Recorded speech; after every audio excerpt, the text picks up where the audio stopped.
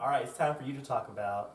What is BPHW? Yeah, what is BPWF? Oh, that's Black Panther. Oh, Wakanda Forever. Oh Lord. Oh my god. Okay, so You didn't like it. I'm hearing. I'm feeling. me? Yeah. I liked it. What I didn't like was the critical reception of it. Oh, okay. I feel like because I've been hearing you, I've been kind of like, do you not like it? Because I liked it. Oh, I got like a little column A, a little bit of a column B. I brought my notes, y'all. So I know, right? It's only 2 pages. I just brought this extra shit to make it look like I actually I'm smart. I like you have dotted paper. Or like just not pretentious.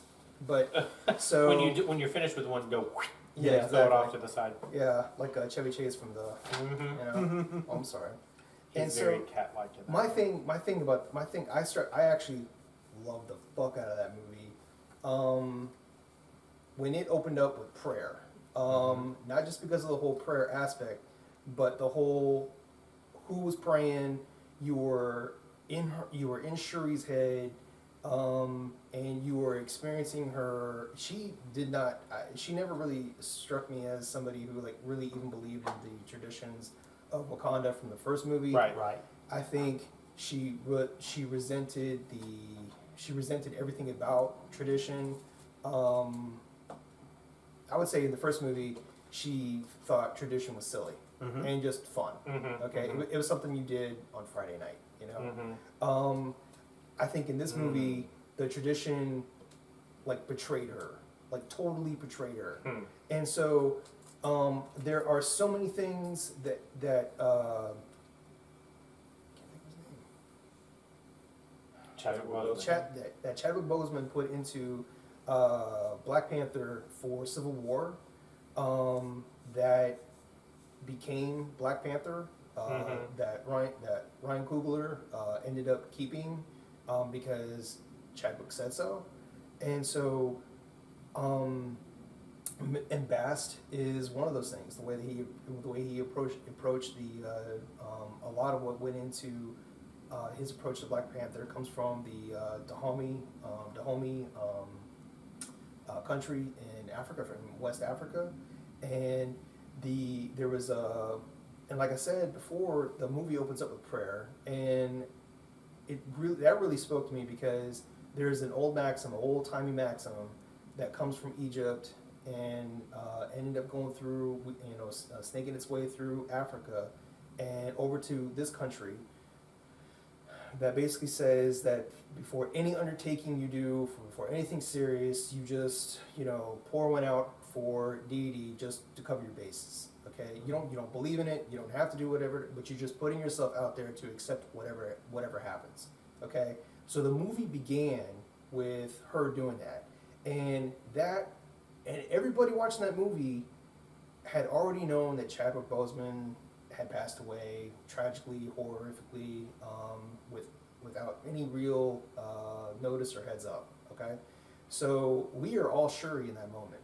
Okay, and the fact that was not even really acknowledged in any real critique of that movie really kind of chapped my ass a little bit because there was especially in the funeral scene where they actually literally send him, to the source as Jack Kirby would have it, even though that's crossing the streams in terms of Marvel and DC there, but that's basically what they did. And one thing that I noticed in the spacecraft, the craft that Wakanda uses is that craft is designed to be like an African mask, and you would not have modern art without African masks because that was what the Lapanagal painting that Picasso did that started modern art was based off of African masks, and his whole idea was to be able to Picasso was to be able to portray things, portray the human figure in its most sublime, efficacious, fifth dimensional aspect. That was the whole point behind Cubism. So as I'm seeing, we wouldn't have Walt Disney, we wouldn't have Mickey Mouse without Picasso thinking that a line could do something different besides just make more furniture for your house. Any line drawn has a job to do. okay? And so when you see the masks and the craft in the funeral, you literally see T'Challa, that character, and the whole entire audience who's watching around the world and who's ever watching this movie, you know, they are literally sending Chadwick home because Chadwick put so much of what is real about Africa into the movie before Coogler even got into it. Now, everything I'm going to say is going to be from that point on, okay?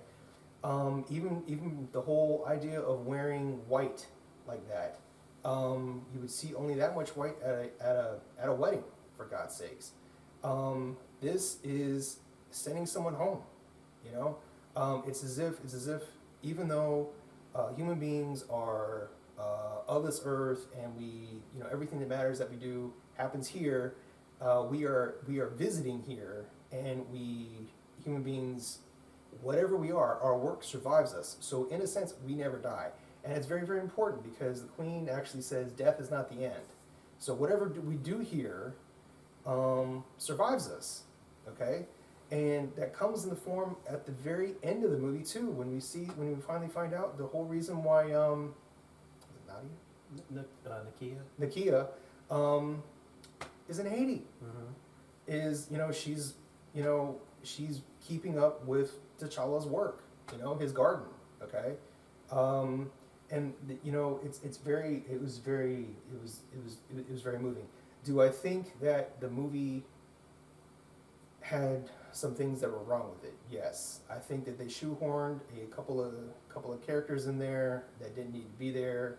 I think that was done for purely aesthetic Mickey Mouse reasons. I think that they were shoehorned in as best they could. I would have rather have watched Wakanda Forever as a 6-episode TV show, because I feel that last scene with Namor and Shuri should have had more time. That should have been a whole hour of them just beating the shit out of each other.